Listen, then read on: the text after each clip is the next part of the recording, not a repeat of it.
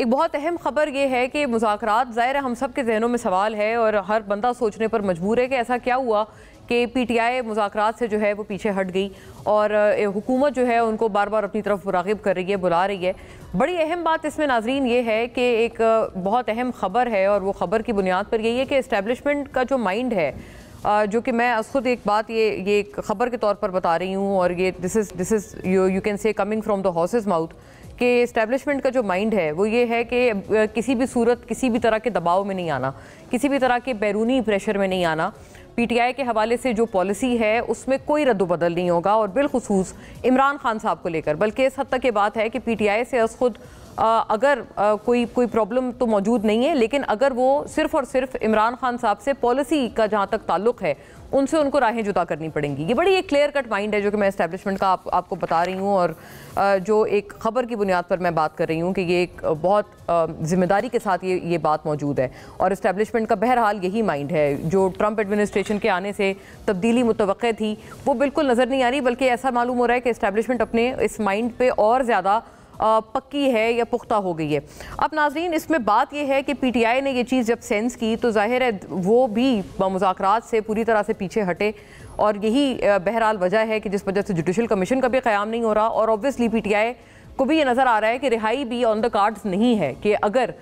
ये तमाम तर चीज़ें एग्जिस्ट करती हैं और इस्टेब्लिशमेंट का जो माइंड है वो ये है। तो मैं ये जो बात बता रही हूँ यही चीज़ पीटीआई ने भी सेंस की है, जिसकी वजह से उन्होंने मुज़ाकरात से समझा कि इसका कोई पॉइंटलेस है, ये इससे हमें कोई फ़ायदा नहीं मिलेगा। और अब किस तरफ जाया जा रहा है नाज़रीन, बड़ा क्लियर कट इसमें जो एक स्ट्रेटजी के तौर पर एक नज़र आ रहा है पूरा प्लान पीटीआई का, वो यही नज़र आ रहा है कि एक अपोजिशन अलायंस की तरफ जाया जाएगा। जो पीटीआई की पुरानी गलतियां हैं या खामियां हैं उनको ठीक किया जाएगा सियासी तौर पर, क्योंकि अभी तक वो अपोजिशन का कोई भी इत्तेहाद बनाने में ताहाल पीटीआई नाकाम रही है। बल्कि जो अपोजिशन की जमातें हैं जैसे कि जेयूआई, मौलाना फजलुर रहमान साहब, उनके ऊपर तो उल्टा पीटीआई रोज़ ब रोज़ हर आए दिन चढ़ाई करते हुए नजर आती है। अपोजिशन इत्तेहाद बनने में बहरहाल नाकामी का मुसलसल पीटीआई को सामना है और मज़े की बात यह है कि उन्होंने कोशिश भी नहीं की है कोई इत्तेहाद बनाने की। अब नाजरीन पीटीआई ने ये जो माइंड है इस्टेब्लिशमेंट का, ये रीड करने के बाद, ये पढ़ने के बाद उन्होंने ये फैसला किया है, खान साहब ने बिलखुसूस खुद ये फैसला किया है कि अब अपोजिशन इत्तेहाद की तरफ हर सूरत जाना पड़ेगा।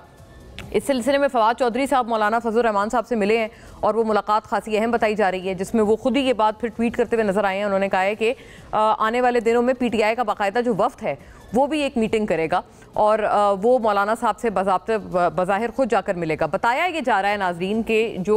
गंडापुर साहब को भी केपी की सदारत से पीटीआई की हटाया गया है, उसके भी ताने बाने यहीं से जुड़े हैं, क्योंकि वही बेसिकली मेन क्रिटिक हैं पीटीआई में मौलाना साहब के। मतलब जितनी भी तनकीद मौलाना साहब पे होती है वो ओरिजिनेट इन्हीं से होती है, गंडापुर साहब से, चीफ मिनिस्टर साहब से। तो इसी वजह से उनको सियासी तौर पर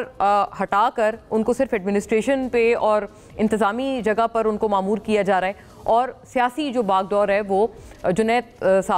खान साहब को जो है वो थमा दी गई है। तो ये इसी चीज़ के पेश नज़र है कि आगे आने वाले दिनों में कोई अपोजिशन का इत्तेहाद अब ऐन मुतवक्के है कि बन पाएगा और पीटीआई अब बाकायदा तौर पर इस तरफ जा रही है। चलें, देर आए दुरुस्त आए वाली बात है बहरहाल, और ये कि अब पीटीआई इसको बनाने में, इस अपोजिशन इत्तेहाद को बनाने में कितनी कामयाब होगी या नहीं होगी, ये एक तो बहुत ज़रूरी सवाल है जो हम उठाएंगे। दूसरा ये कि अगर ये अपोजिशन इत्तेहाद बन जाता है तो ये हुकूमत के लिए क्या वाकई लम्हा फ़िक्रिया होगा, हुकूमत को क्या ये लोग नाको चने चबा पाएंगे। पीपल्स पार्टी भी बहरहाल खासी नाराज़ है। कल जो सेंट्रल एग्जीक्यूटिव कमेटी का इजलास हुआ है उसके बाद बाकायदा तौर पर वो जो नाराज़गी है वो मज़ीद एक तरह से प्रोनाउंस होकर वो सामने आई हैं। उम्मीद ये थी कि शायद कोई पॉजिटिव कोई बात पीपल्स पार्टी कोई ज़रा मज़ीद करेगी, लेकिन पीपल्स पार्टी तो बल्कि एक तरह का अल्टीमेटम देती हुई पीएमएलएन को नज़र आ रही है। तो क्या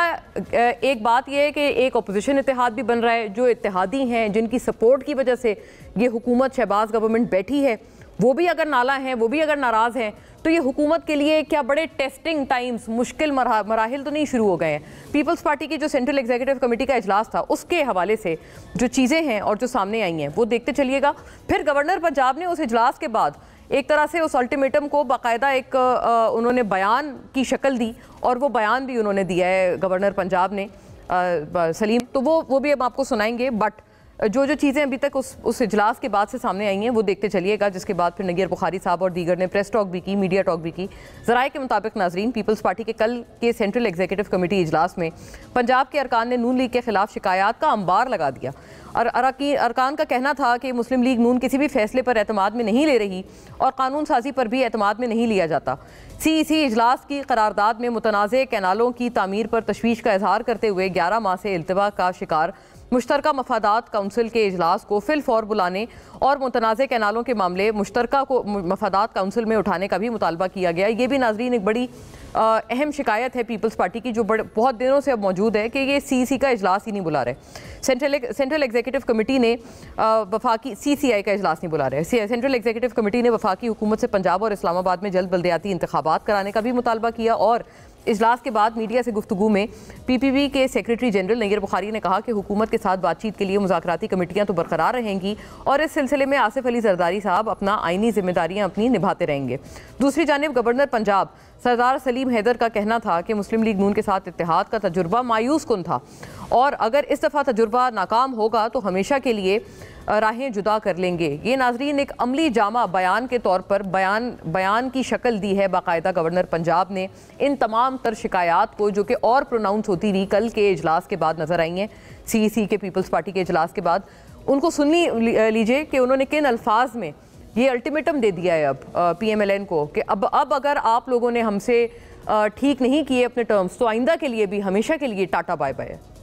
जी नाज़रीन, बहुत एक अहम बात उन्होंने कर डाली है। जाहिर है this is not coming from an individual level, वो खुद तो ये वाली बात नहीं कर सकते गवर्नर साहब। डेफिनेटली ये जो उनको लीड है उनकी पार्टी की अपनी लीडरशिप से मिली है, तो इसको PMLN कैसे देखती है और PMLN क्या आइंदा आने वाले मुमकिन अपोजिशन इत्तेहाद से टकराने के लिए तैयार है, इसके ऊपर भी बात रहेगी। PTI से भी बात ये वाली रखेंगे कि अभी तक जो नाकामी इनकी रही है अपोजिशन इत्तेहाद बनाने में, और क्या अब उस नाकामी को अबूर करने में बहरहाल PTI भी कामयाब होगी या नहीं होगी, गिवन वो जो एस्टेब्लिशमेंट का माइंड है जिसका मैंने आपसे जिक्र किया है इब्तदाइये में